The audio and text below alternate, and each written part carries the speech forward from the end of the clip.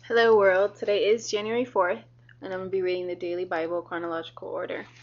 And I reviewed it a little bit first and there's a lot of words that I probably am going to mispronounce, so forgive me. We start at Genesis 11:1 and 2.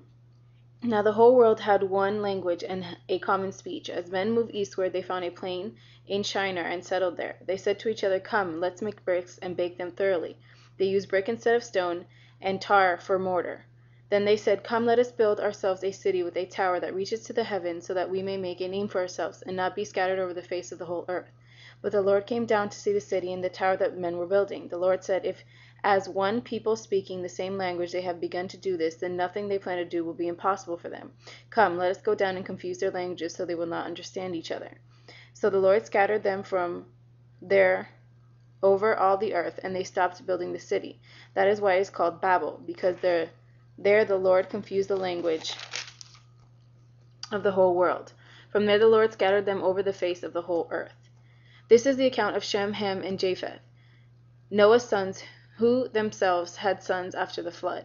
The sons of Japheth: Gomer, Magog, Madai, Javan, Tubal, Meshes, and Tyrus. The sons of Gomer: Ashkenaz, Riphath, and Togarmah. The sons of Javan: Elisha, Tarshish, the Kittim, and the Rodanim. From these the maritime peoples spread out into their territories by their clans within their nations, each with its own language. Descendants of Ham: the sons of Ham: Cush, Mizraim, Put, and Canaan. The sons of Cush: Seba, Havilah, Sabta, Ramah, and Sabteca. The sons of Ramah: Sheba and Dedan. Cush was the father of Nimrod, who grew to be a mighty warrior on the earth. He was a mighty hunter before the Lord. That is why it is said, "Like Nimrod, a mighty hunter before the Lord."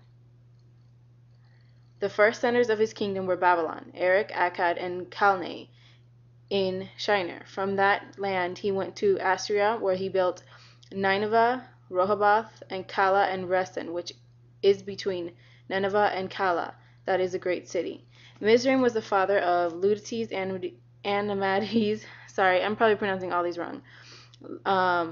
Lehabites, Naphtuhites, Pathrusites, Caslahites, from whom the Philistines came, and Caphtorites.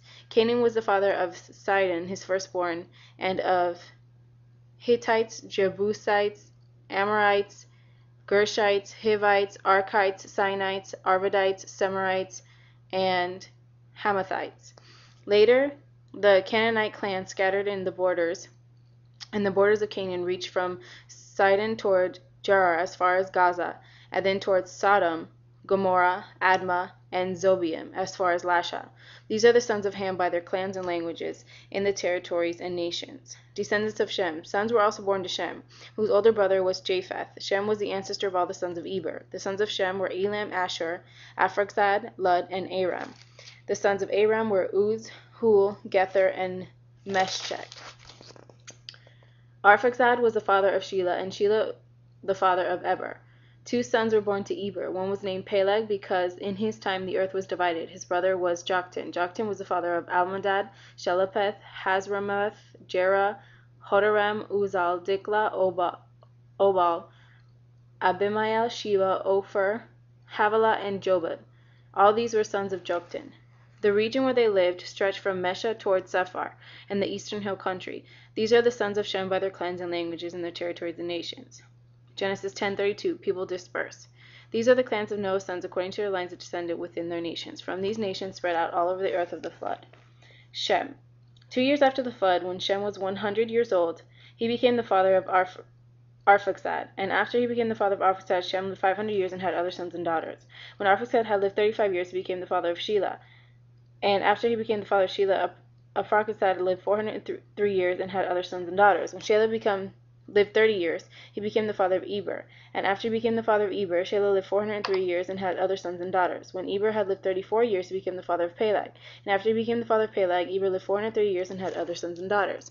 When Peleg had lived 30 years, he became the father of Reu. And after he became the father of Reu, Peleg lived 209 years and had other sons and daughters. When Reu lived 32 years, he became the father of Serug. And after he became the father of Sarah, Reu lived 207 years and had other sons and daughters. When Serug had lived 30 years, he became the father of Nahor. And after he became the father of Nahor, Sarah lived 200 years and had other sons and daughters. When Nahor had lived 29 years, he became the father of Terah. And after he became the father of Terah, Nahor lived 119 years and had other sons and daughters. After Terah had lived 70 years, he became the father of Abraham, Nahor, and Haran. This is the account of Terah. Terah became the father of Abram, Nahor, and Haran. And Haran became the father of Lot. While his father Terah was still alive, Haran died in Ur of the Chaldeans in the land of his birth. Abram and Nahor both married. The name of Abram's wife was Sarah, and in the name of Nahor's wife was Milcah. She was the daughter of Haran, the father of both Milcah and Iscah. Now Sarai was barren, she had no children. Terah took his son Abraham, his grandson Lot, son of Haran, and his daughter-in-law Sarai, the wife of his son Abraham, and together they set up from Ur of the Chaldeans to go to Canaan.